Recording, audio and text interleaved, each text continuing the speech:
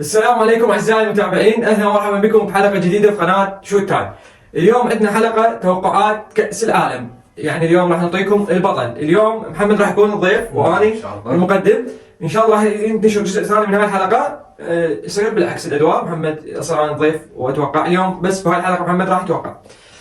طبعا اهلا وسهلا محمد. اهلا وسهلا بك مصطفى، اهلا وسهلا باعزائنا المشاهدين. قبل ما نباشر بالحلقه اتمنى ان تشتركون بالقناه وتخلون اعجاب على الفيديو، واتمنى لكم مشاهده ممتعه ونباشر بالتوقعات. وهاي حلقه راح تكون سلسله كاس العالم، راح نشرح بس على كاس العالم بعد منه وجاي، لين راح ما بقى شيء عن المونديال. راح نبدي بالتوقعات. طبعا مثل ما تعرفون عندنا 32 فريق مقسمين على 8 مجموعات. صحيح. كل مجموعه 4 فرق. صحيح. راح نتوقع الاول والثاني اكيد طبعا على مود مواجهات دوري 16. صحيح. مباشره باول مجموعه، اول مجموعه اكيد بيها البلد المنظم، يعني نتمنى التوفيق لكل منتخباتنا العربيه، قطر والاكوادور وهولندا والسنغال. طبعا مجموعه يعني صعبه على قطر اشوفها، نشوف رايك عن المجموعه. طبعا كرايي بهاي المجموعه، مجموعه صعبه على البلد المستضيف، ونتمنى اكيد مثل ما ذكر مصطفى التوفيق لكل المنتخبات العربيه المشاركين بهاي البطوله. يعني ما اتوقع انه اكو مفاجات، يعني كنظرتي اتوقع هولندا بالصداره، واتوقع المركز الثاني للمنتخب السنغالي. هذا توقعي. نعم. نروح للمجموعه الثانيه، طبعا بها انجلترا وامريكا وويلز وايران. مجموعه يعني مجموعه قويه، المنتخبات اللي بيها تقريبا مستويات متقاربه. انا اكيد ارشح المنتخب الانجليزي يكون بصداره المجموعه، ومرافق للمنتخب الانجليزي كتوقعي هو منتخب ايران. ونروح للمجموعه الثالثه بها ارجنتين. نعم. والسعوديه ومكسيك وبولندا. مجموعه شوي صعبه على المنتخب السعودي. كل صعبه على المنتخب السعودي، ومن غير الطبيعي انه اتوقع المنتخب السعودي صراحه. طبعا في ظل الظروف المحاطه بهاي المجموعه، اتوقع المنتخب الارجنتيني بالصداره، واتوقع المنتخب الثاني اللي راح يرافق الارجنتين هو المنتخب المكسيكي. نعم، اتوقع المكسيك منتخب جيد. اتوقع المكسيك انه هي المرشح المركز الثاني. نروح للمجموعه الرابعه، طبعا هم مجموعه قويه. نعم. المنتخبات العربيه وقعوا في مجموعات جدا مجموعات قويه. كل مجموعات قويه. نتمنى انه يعني يكون في المنتخبين ثلاثه بمجموعه واحده. لو صدفت كان ممكن انه نحصل منتخب بالدور 16. بغير هاي الظروف من غير الطبيعي انه اتوقع منتخب عربي دور 16 صراحه. نستمر المجموعه الرابعه، بطل العالم مرتين فرنسا واستراليا والدنمارك وتونس.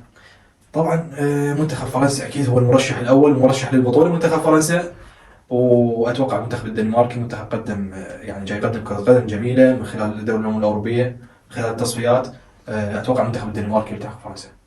ونروح للمجموعه الخامسه، بطل العالم 2010 اسبانيا، كوستاريكا، وبطل العالم المانيا 4 مرات اكيد، ويابان. اليابان. مجموعه سهله، اشوفها صراحه سهله على المنتخب الالماني بالصداره، والمنتخب الاسباني بالمركز الثاني. ممكن تساوي بالنقاط، ولكن اتوقع الصداره الالمانيا والمركز الثاني هو الاسبانيا. نروح المجموعه نبتعد عن المفاجات طبعا. اكيد يكون اكو مفاجاه. اكيد وحالات كاس العالم انه هو بالمفاجات، وانا اتوقع طبعا المنتخب السنغالي من وجهه نظري هو راح يكون حصان اسود بهذه البطوله كاس العالم 22، واخذوه من محمد. المنتخب السنغالي راح يكون حصان اسود. نروح للمجموعه السادسه، بلجيكا وكندا مغرب كرواتيا. كرواتيا الوصيف.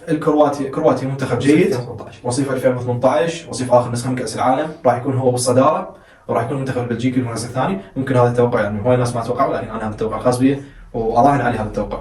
منتخب كرواتيا راح يكون بالصداره، ومنتخب بلجيكا راح يكون مركز ثاني. ونروح للمجموعه السابعه، طبعا بطل العالم البرازيل جيد، صربيا وسويسرا وكاميرون. مجموعه صعبه، اصعب المجموعات. انا خليت تصوير قدام مصطفى، من اصعب المجموعات اشوفها هاي. مو لأن بيها البرازيل نخليه خارج قوس بهاي المجموعه. البرازيل متاهل بالصداره، البرازيل مرشح للبطوله. الصعوبه راح تكون هي على منتخب الكاميرون ومنتخب سويسرا ومنتخب صربيا. تقريبا مستويات متقاربه بين هاي الثلاث منتخبات. انا ارشح الكاميرون يعبرون الدور 16. نعم، برازيل كاميرون اكيد البرازيل وسويسرا منتخبات قويه بالضبط. يبصون صربيا وسويسرا، البرازيل المركز الاول وكاميرون بالمركز الثاني. صح. المجموعه الاخيره بها البرتغال قيادة الدون كريستيانو، وغانا واوروغواي وكوريا الجنوبية بقيادة سون. اوروغواي بالمركز الاول، والاوروغواي بالصدارة. فالفيردي، سواريز، نونيز. اي يعني نونيز. فريق جيد بكل مركز تقريبا يمتلك لاعب ممتاز. ولو غياب اروخو انا اشوف راح يكون مؤثر عن منتخب الاوروغواي، بس منتخب الاوروغواي منتخب بطولي، لاعب يلعب كرة قدم بطولية. فاتوقع المنتخب الاوروغواي راح يكون بالصدارة، وراح يبقى المنتخب البرتغالي. بهاي كملنا توقعات دور المجموعات. راح نروح وننتقل وياكم للدور 16 ونشوف توقعات محمد. نعم. نستمر وياكم بالتوقعات. وصلنا لدور 16. طبعا بقت عندنا المنتخبات نبدأ بأول مواجهة انجلترا والسنغال. انجلترا والسنغال طبعا مواجهه صعبه، اكيد. ومثل ما قلت لكم وقلت لك مصطفى انا اتوقع السنغال هو الحصان الاسود بهالبطوله، ومغامرته طبعا الا تنتهي، يعني مو الحصان الاسود هو ياخذ البطوله مثلا. أكيد. فاتوقع المنتخب السنغالي، السنغال. اتوقع السنغال يوصلون الدور القادم. السنغال راح تواجه منو؟ فرنسا ام بولندا؟ الافضليه منتخب فرنسا، منتخب فرنسا مرشح، يعني مرشح للبطوله او للنهائي، فاتوقع فرنسا اكيد. ونروح الكرواتيا اسبانيا. كرواتيا اسبانيا مواجهه صعبه، رشح في اسبانيا.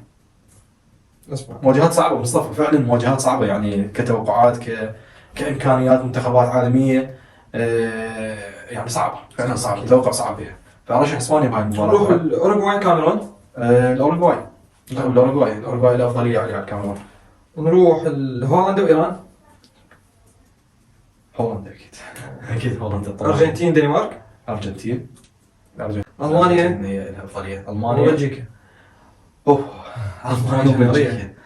المانيا وبلجيكا يعني منتخبات متقاربه، صعب صراحه صعب التوقع بهاي اللعبه، يعني هاي لعبه نهائي مصطفى، نهائي. صراحه لعبه نهائي، هاي لعبه بطل، يعني ارشح المانيا. ارشح المانيا صراحه. البرازيل والبرتغال. الله ديربي، ديربي. هذا ديربي، هذا يعني البطوله اللي ما بيها لعبه البرازيل والبرتغال تفقد فد شيء من المتعه. اكيد. ارشح البرازيل. البرازيل. ارشح البرازيل. لهنا كملنا دور 16 راح دور ربع نهائي. المرحله الاصعب، عندنا 4 فرق. المرحله الاصعب بالنسبه اللي هي لنا. مواجهات استثاريه. صحيح. اللي هي هو المانيا والبرازيل طبعا. انت حسب توقعك راح تواجهون المانيا والبرازيل 2014 ذكريات 7-1. 7-1. يا سلام. نبدي بهولندا وارجنتين. اوه هولندا وارجنتين مواجهه صعبه كلش، التوقع بها صعب مصطفى، يعني انا ما ادري شلون ارشح صراحه. ارشح الارجنتين. الارجنتين الافضليه. انا ارشح الارجنتين. الافضليه. ارشح الارجنتين، مع بين منتخب هولندا منتخب كبير، بس منتخب الارجنتين ايضا ومنتخب يعني يستحق ان ياخذ بطوله، يستحق ان ياخذ كاس العالم منتخب هولندا. نروح ارشح الارجنتين. مواجهه استثاريه المانيا والبرازيل. المانيا والبرازيل يجب واكيد البرازيل، ان صارت هاي المواجهه انه راح ترد الثار لالمانيا، والبرازيل فنيا امكانيات افضل من المانيا، فرشح البرازيل. السنغال وفرنسا. وهنا انا اشوف انه تنتهي لان السباق بالنسبه للسنغال، ويخرج هذا الحصان الاسود من البطوله، لان انت يعني اذا تصدم منتخب مثل فرنسا ممكن له منتخبات اخرى، ممكن السنغال يجوز الى فتح حضور اكبر، ولكن فرنسا لا. 2002 السنغال انتصرت على فرنسا. 2002 يعني المنتخب الفرنسي باوج عطاءه وبامكانيه رهيبه، ولكن 2002 مو مثل 2022 اكيد. 2022 كرة القدم بعد يعني بدأت انه تتطور، او مو اصبحت متطورة يعني جدا متطورة، فما اتوقع انه فرنسا تقدر اسبانيا. تنحرج من السنغال. اسبانيا واوروغواي. اوه مصطفى، اسبانيا واوروغواي يعني مواجهة صعبة اكيد. صعبة، يعني المنتخب الاسباني صح منتخب جيد، ولكن يعني مو مرشح بطولة، مو مرشح بطولة صراحة. انا ارشح الاوروغواي. انا ارشح الاوروغواي. تكرر انجاز 2010 انه صعدت نصف نهائي 2010. اي تستاهل صراحة، منتخب جيد الاوروغواي، منتخب جيد اكيد. منتخب جيد. صار عندنا كلاسيكو. الكلاسيكو أرجنتين اللاتيني. برازيل. كلاسيكو لاتيني. الكلاسيكو صعب انتصار، انا متوقع يعني 90% يصير كلاسيكو. انا اتوقع راح يكون الكلاسيكو، 90%. وطبعا ما بين العقل والقلب اروح للقلب، اختار الارجنتين. هذا الكلاسيكو صعب، اختار الارجنتين وهي اللي راح تصعد للنهائي. فرنسا مقابل اوروغواي. فرنسا راح تكون بالنهائي اكيد. والنهائي صار عندنا فرنسا والارجنتين. فرنسا والارجنتين. صفا كل منهم نجمتين. اي نهائي صعب راح يكون صراحه، كلش نهائي صعب. اتمنى انه اقدر يعني ما ارشح المنتخب يكون بطل، لان اريد الارجنتين، ولكن واقعا فرنسا هي افضل. فرنسا منتخب متكامل، بس ارجع واروح ويا القلب، اروح ويا قلبي واقول الارجنتين هي تكون بطلة كاس العالم. مبروك للارجنتين. مبروك للارجنتين. كاس العالم. محمد اخذوهم مبروك يا ارجنتينيين. 22. اخذوهم من عندي ان شاء الله. الارجنتين بطلة كاس العالم 2022 في قطر، وراح تكون الارض العربيه، ارض الخليج، ارض قطر، ارض خير على ميسي وعلى الارجنتينيين، ورفعون اول بطوله كاس العالم. طبعا ميسي بالنسبه لميسي يرفع اول بطوله كاس العالم الاولى والاخيره ان تمت. اتمنى لكم مشاهده ممتعه اليوم. كنت انا ضيف يعني مصطفى، وتحيه طيبه لكم مصطفى. اتمنى لا تنسون الاشتراك بالقناه والاعجاب بالفيديو، ونلتقي بحلقات اخرى. في امان الله. في امان الله.